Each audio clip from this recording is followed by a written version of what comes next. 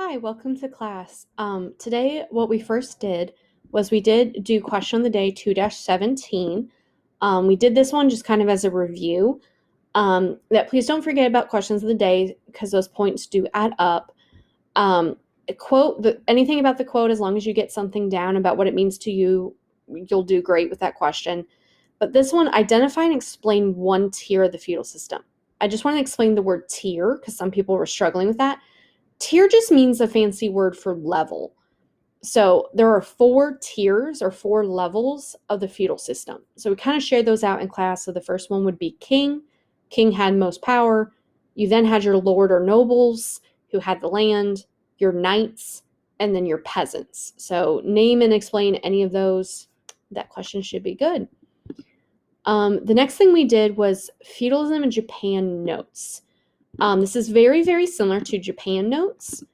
Let me pull this up for you, where you have to fill in the blank. I purposely made this one a little bit easier for you. The blanks go in order. So what we talked about in class today was the feudal system of Japan, that it's really fascinating that Japan was thousands of miles away at the same time period. We're doing kind of the exact same things, even though they had no contact with Europe. That feudalism in Japan, and this is where you get some of your blanks, started for the same reasons. It had rival clans battling over countryside. It had armies who would struggle for power. So eventually the feudal system would emerge. Japan is really based off of this warrior class, that they're really big about warriors, was the most important, versus Europe, in contrast, was a lot more about money. So to give you... Miss Fox? Okay. What about if you've already completed the project? Sorry, I had people working in the background. So your first 2 blanks on the note sheet should say countryside and medieval. So notice how they kind of follow along. You just got to read each slide. Japanese feudalism. So the basic breakdown, you did have the emperor at the top. But the emperor... What if we're having trouble finding? Okay, so anytime you see a blank, that's just the slide you go in order. Shogun was your person with your real power. They were the military commander. So this is very similar to a king in terms of Europe. You then have daimyo, who received the land, which is similar to lord or noble. Again, a great warrior lord. So notice the theme that it's all about the military. You then have a samurai, who's a lesser lord, but again, they have the right to eventually retire and become a daimyo. And then lastly, you always have peasants. So on your Google Doc, you should have had real and then aristocracy. I have a hard time saying that word. I apologize. You would think that samurai... Okay. You then have feudalism. So the definition of feudalism, you will need to know this for your project here in a minute that we'll go over. But this is the correct pyramid I want you to use for feudalism for Japan. So again, at the top, you have shogun, you have daimyo, your samurai, and then your peasant. All samurai, I spent a lot more time talking about samurai, just to give you an example of how to compare and contrast. They have what is called a code of Bushido. It is very similar, and I'm going to skip through here to the slide. It's very similar to code of chivalry, which the knights had to follow as well. So most samurais, and again, this is some of your blank, samurai means those who serve. Knights had a very similar code to that, that they follow the code of Bushido. Knights follow the code of chivalry. And then your little box. Again, you can follow along yourself on the slideshow to fill in the blanks. So nobility, because we have this word called nobility, which is your wealthy class, is your kings and your lords. On Japan's side, you had an emperor, shogun, daimyo, and then a warrior class, so your knights and samurai. Once you get those filled in the blank, you can hit submit. Again, they go in order with the slideshow. Just click through the slideshow to try to find the blanks. All right. Okay, so lastly, so once you do your notes, you turn those in.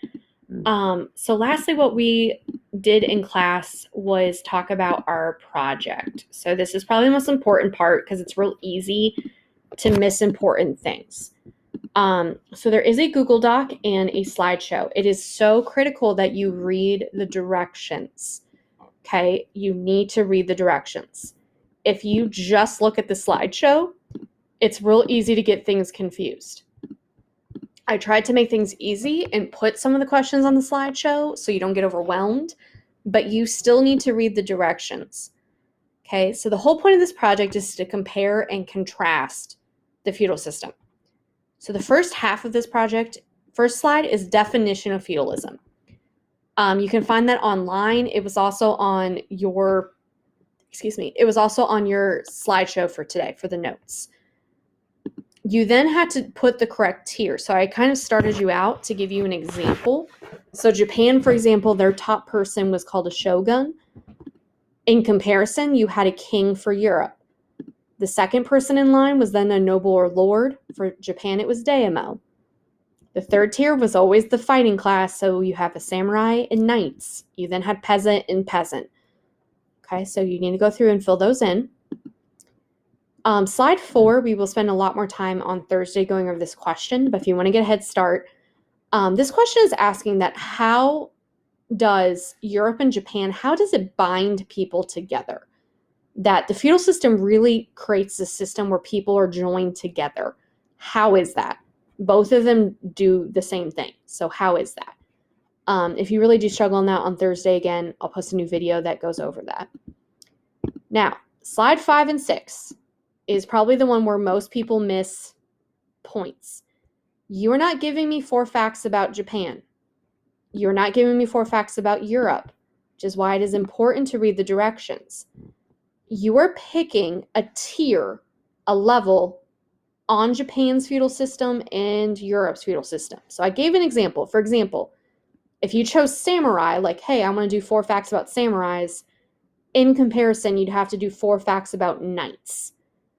Okay, or you can compare and contrast peasants versus peasants, or a king versus a shogun, or a daimyo versus a lord and noble. But it has to be the same tier, meaning you can't talk about a king and then talk about a peasant. It's got to be on the same level. Okay, so for example, I already typed one in, like for myself. Like if I were to do it, I like reading about daimyos. How do you get information? 4 facts about daimyos. Google stuff. Now, this is where this is really nice. 4 facts about Europe. So if I did daimyo, I have to have the same tier. So I would pick nobles and lords. If you go back to Google Classroom and go back to your feudalism project, which hopefully you have done, you already had to do that. You already had to do 5 facts instead of 4. So I would go to my project and copy and paste what I've already done. That kind of saves you a step. Okay. You then have pictures. Some people ask, could they delete this slide and put pictures throughout it? That's totally fine. I put a slide there because it's easy to forget pictures. You then are comparing and contrasting Europe versus Japan. So tell me 2 differences between Europe and Japan and 3 similarities. Refer back to your notes. All of your notes should have at least 2 differences and 3 similarities. You can also Google that. Okay, once you get that, you turn it in.